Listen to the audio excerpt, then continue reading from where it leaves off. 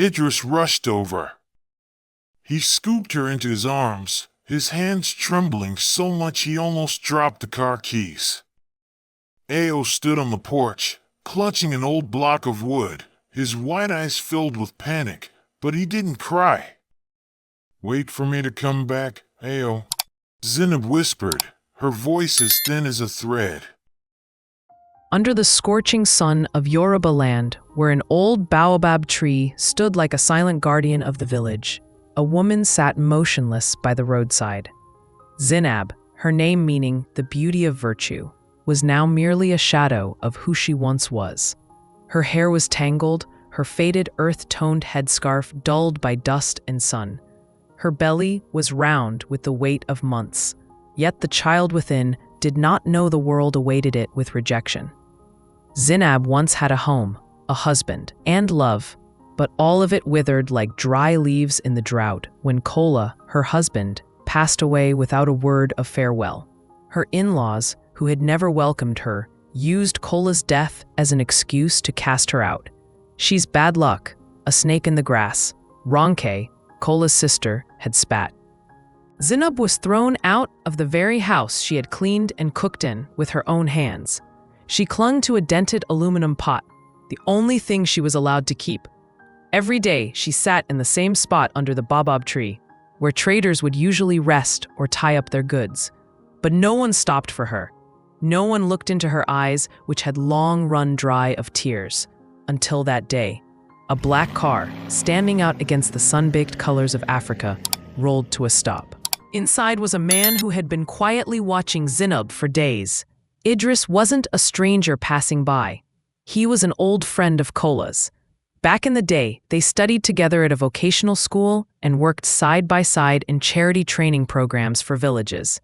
After Kola's death, Idris came to pay his respects.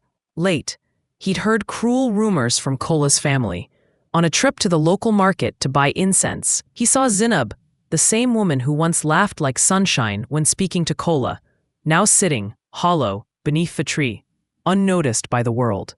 He had followed her from afar for several days. He asked a few nearby vendors, gathered fragments of her story. No one helped her. No one touched her pain. Idris didn't believe in fate, but something in Zainab's eyes made him unable to walk away. There was a depth there that stirred something inside him. The window rolled down, and a voice called out, "Good afternoon, Miss Zainab." She flinched. A stranger knew her name. "I have a proposal, but only if you're willing to listen." Zainab said nothing. The wind rustled through the baobab leaves, a sound she had come to trust more than any voice.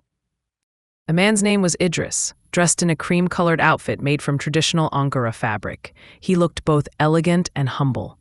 No one at the market knew who he was, but something about his quiet presence made people fall silent as he approached Zainab.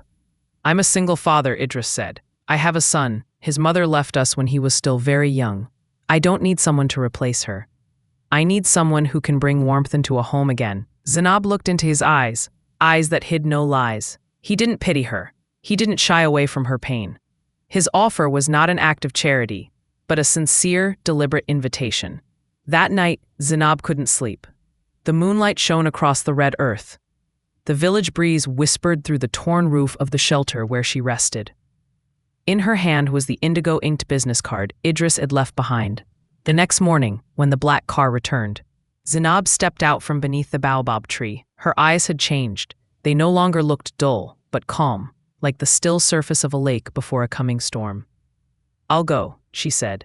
"Not because I trust you, but because I believe I deserve one more chance." The road from the village to the city stretched through golden millet fields, clusters of periwinkle trees, and herds of cattle slowly crossing the dusty path. Zainab sat in the car, one hand resting on her belly, her mind a swirl of doubt. Her sorrowful eyes held more thoughts than she could speak. When the car stopped in front of a red-roofed house nestled in a quiet neighborhood, she could hardly believe her eyes. The gate was adorned with traditional Yoruba carvings, and the aroma of cardamom and nutmeg drifted through the kitchen window. Inside, she was welcomed by Amoke, an elderly woman with a stern gaze but a voice as soft as a morning breeze. "Ye be living here," Idris said. "We don't need love, but I hope for kindness." enough kindness for my son to grow up without feeling a void. That evening, Zainab was invited to share dinner with the family. She wore a new headscarf given to her and sat across from a young boy, curly hair, eyes that didn't meet hers, gazing off into some distant world. "This is Io," Idris introduced. "He doesn't talk much, but he has a beautiful soul." Zainab didn't say a word, but her gaze softened. A quiet child didn't scare her. She, too, had lived years without saying a word to anyone. That night, as the wind swept through the porch and soft drums from a nearby village festival echoed in the distance, Zainab lay on a carved wooden bed. For the first time in months, she slept without dreaming of tears. It was the first night of a brand new beginning.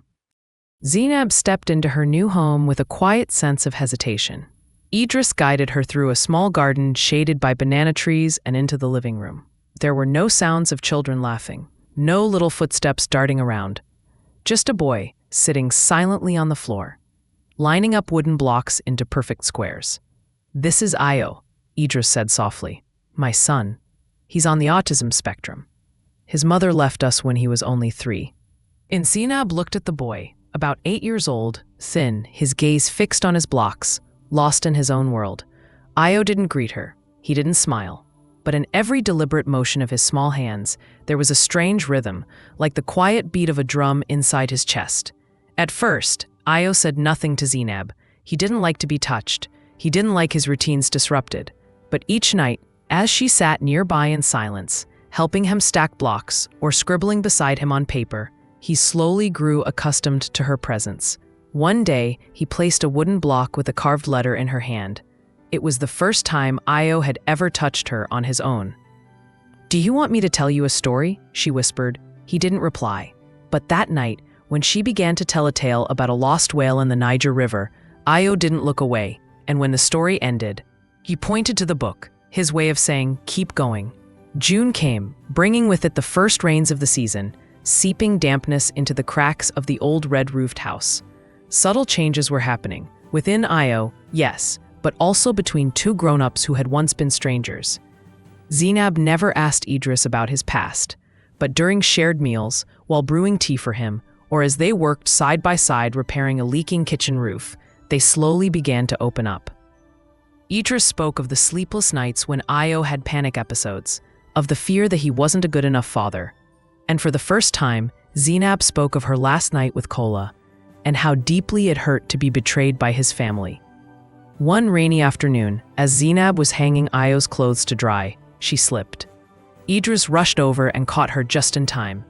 Their hands touched, just for a moment. No words were spoken. But that small touch awakened something in them both, like a quiet seed beginning to sprout deep in damp earth. That night, after Io had gone to bed, Zainab sat on the front porch. Idris brought her a cup of warm ginger tea. "I didn't think I'd ever feel this way again," he said, his voice softer than the rain. Zainab didn't turn to look at him, but she quietly placed her hand on the table, just next to his, close enough that a small movement could have brought them together.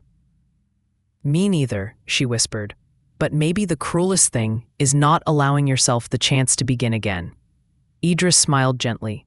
He didn't take her hand, but he poured more tea, and they sat there, two broken souls, listening to the rain beating gently on the roof, like a lullaby for a life that was just beginning anew. They looked at each other then, and something warm began to open in both their hearts. June arrived with the vibrant Egungun festival. Idris brought the whole family back to the village. Io wore a traditional outfit, clinging to Zainab like a shadow. The pounding drums, the cheers, and the colorful masks overwhelmed the boy, filling him with fear. But when a masked dancer approached and extended a hand, Io didn't run. He simply stepped back and looked up at Zainab. She gave him a gentle nod. Io reached out and touched the dancer's hand, a brief moment, but enough to make the entire village fall silent. "This child sees into another world," whispered an elder. That night, Idris stood on the balcony, watching the moonlight stretch across the earth. "You didn't heal my son," he said quietly, "but you made him believe he's loved, and that's enough." Zainab said nothing. She simply placed a hand over her heart, where she had just felt her unborn child stir. A new life was beginning. September arrived, the heat still lingering though the rains had mostly passed. Zainab moved slower now, her breathing heavier. The baby had reached full term, and every step felt like a weight pressing on her chest. Idris rearranged his schedule to stay close to home, while Io spent his time drawing strange, beautiful pictures, one of a mother holding a baby beneath a tree. One night, before the moon had reached its peak, Zainab jolted awake from sharp contractions. She clutched the doorframe, her breath ragged. Blood soaked the hem of her dress. Idris sprang into action. He carried her to the car, his hands shaking so badly he almost dropped the keys. Io stood on the porch, holding his old block of wood, wide-eyed and terrified, but he didn't cry. "Wait for me, Io," Zainab whispered, her voice as thin as silk thread. At the hospital, nurses rushed around in chaos. An elderly doctor shook his head at Idris. "Her uterus is tearing. She's lost too much blood. We'll do our best. Prepare yourself." Idris collapsed to his knees in the hallway. He had never felt so powerless. He closed his eyes and whispered an ancient prayer in his mother's tongue. "Ancestors, if someone must go, let it be me. Let her live. She is the last warmth left in this home." Time passed slowly, like rain-soaked laundry clinging to a line. Finally, a nurse stepped out, her face radiant. "Both mother and baby are safe, but it's thanks to her willpower." She refused to sleep. She kept repeating, "I must live. My son is waiting for me." The day she was discharged, the sun shone just like the day they first met. Idris helped her into the car, never letting go of her hand. Io stood at the wooden gate, holding a small baobab carving, a mother and child, etched with care. Zainab pulled Io into her arms, tears falling onto his curly hair. Idris placed a hand on both of them and said, "We are a family, not because of blood, but because we chose to keep each other alive." And under the bright sun, the car, now carrying a complete family of 3, rolled slowly toward home. Epilogue: The Whispers of the Baobab. Years later, Io became a renowned sculptor in the region, known for carving figures from old baobab wood. He didn't speak much, but his work spoke volumes. Each piece was a world only the patient and the silent could enter. People often asked, "Who taught you to understand shapes and hear what the wood wants to say?" He answered simply, "Mama Z. She never needed me to speak, just to be myself." Zainab still visited the old baobab tree regularly. One day, a young mother came, holding her silent child, tears streaming down her face. Zainab didn't offer advice. She poured tea, offered a piece of cake, and pointed toward the tree. "Sit down," she said. "The wind will tell you what to do." Dear friend, does this little story inspire you? Love, responsibility, happiness in this life, all are in your hands. Make sure your heart is always kind enough to love someone and bring happiness to them.